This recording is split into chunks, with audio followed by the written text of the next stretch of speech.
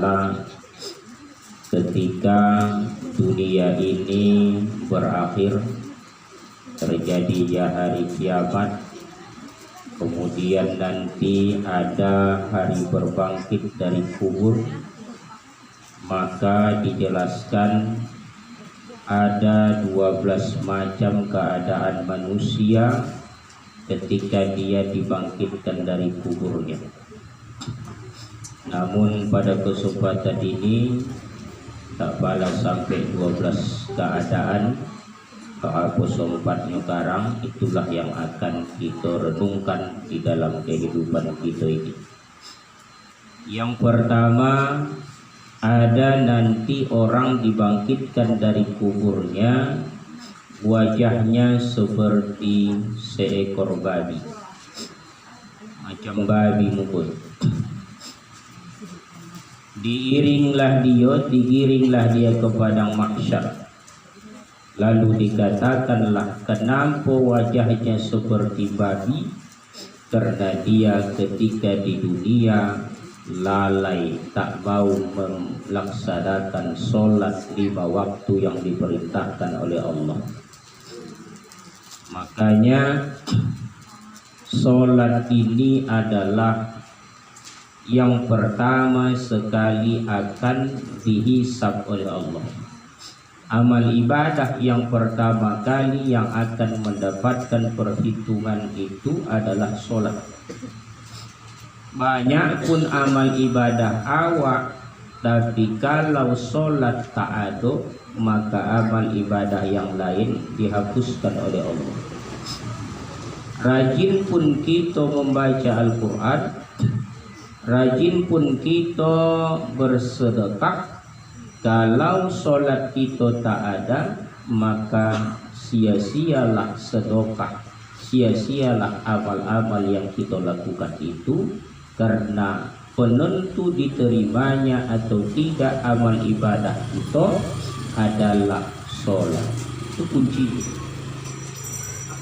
Maka alangkah buruknya lah wajah seseorang ketika dibangkitkan dia wajahnya mirip seperti babi. Maka dijelaskan babi peliharaan atau babi hutan. Nantinya kau dah babi buruk leh. Tak ada babi yang ganteng, babi yang cantik pun tak. Tak pernah aku tengok di dalam YouTube ada babi tercantik, tak. Yang ada kudonya, kudo tercantik. Babi tetaplah babi. Ya, bahkan kalau dilakopkan ke orang babi nama ano. Kenapa? Najis mughallaqah. Kemudian banyak keburukan-keburukan babi ini. Babi ini bukan mukanya saja buruk, tingkahnya pun buruk. Maka diibaratkanlah wajah orang yang tak mau sholat itu seperti seekor babi ketika dibangkitkan dia dari kubur. Aku dah kasih tengokannya, Wak. Macam babi muka kau. Kau pun macam babi katanya. Ya, kau boleh sama-sama tak sholat waktu di dunia. Kemudian yang kedua, ada manusia ini nanti dia dibangkitkan dari kuburnya, dia tak punya tangan dan tak punya kaki.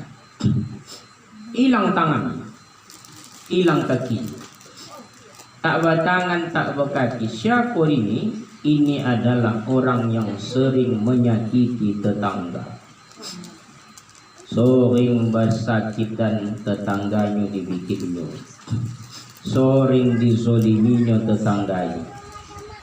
Dizoliminya macam mana? Segala macam cara. Bisa disempitkannya jalan, bisa tak pernah tonang tetangganya dibikinnya. Hati-hati gitu. Besok begitu bangkit awak tak berkaki, ya, tak bertangan. Dah macam patung yang dijual-jualan, tak bertangan. Maka dalam hidup ini ibu-ibu, tetangga adalah jiran ataupun saudara yang paling dekat dengan kita.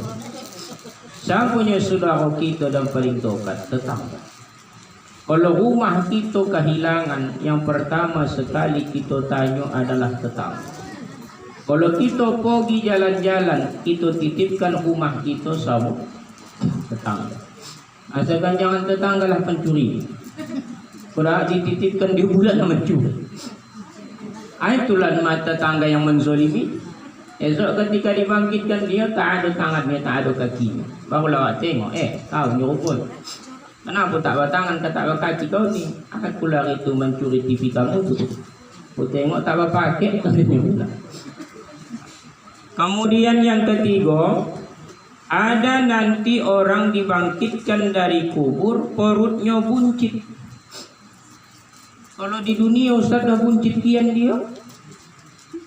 Ini lain cerita pula ya. Aku pun agak buncit. Kan pula besok jumpa orang ibu di padang mahsyar, Ustaz tu banyak orangnya.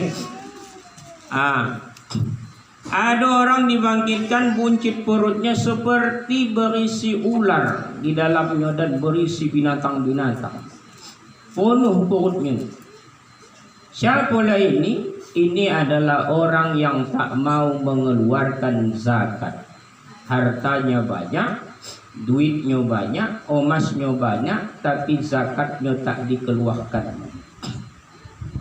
Mohon maaf, di Indonesia ni, kalau masing-masing lah orang kaya berzakat, insya Allah kemiskinan di Indonesia ni berkurang. Kalau sadarlah kita ni untuk berzakat.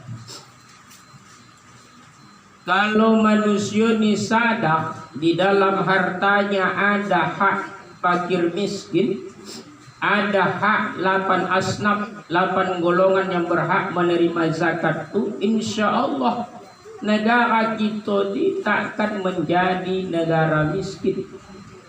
Tak akan ada BLT, tak akan ada PKH.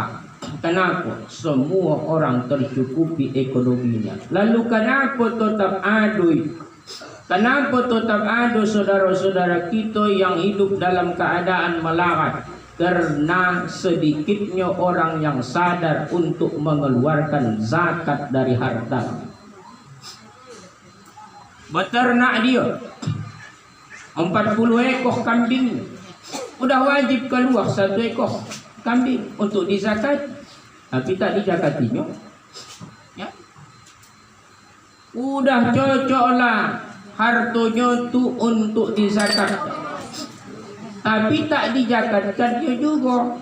Maka orang yang seperti ini besok dibangkitkan Allah, dia perutnya dalam keadaan buncit, seolah-olah makan kaulah semua hak tersebut, tahankan kaulah ke perutku. Ya. Itu hati-hatilah. Makanya ibu-ibu punya harta awak pun kalau tak disesuaikan dengan syariat Islam bahaya. Maka adanya manfaatnya kita tak bahak tuan. Paling tidak tak terbebani kita untuk membayar zakat. Ketika kaya tak dibayar zakat, maka hukuman Allah berlaku bukan hanya di akhirat, tapi di dunia pun nampak hilang keberkahan harta yang kita miliki. Makanya keluarkanlah zakat, ya, bagi nambah duit dan cocok sudah nisabnya. Nisab itu ukuran yang harus dikeluarkan, kemudian sudah pas haulnya, cukup dia 1 tahun. Ada mau bercakap, Ustaz, kan kalapo tak dijakati, Ustaz.